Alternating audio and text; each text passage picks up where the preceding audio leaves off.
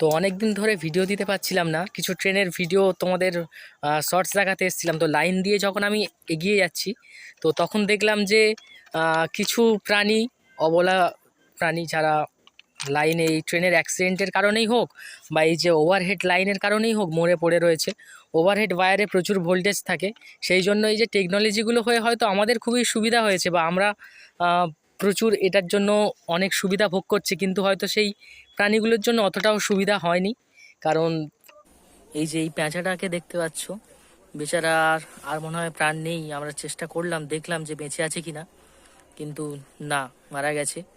হয়তো এটা কিছুক্ষণ আগেই হয়েছে, কারণ একদমই মানে দেখতেই পাচ্ছ রিসেন্ট হয়েছে মনে হচ্ছে এই অবস্থা।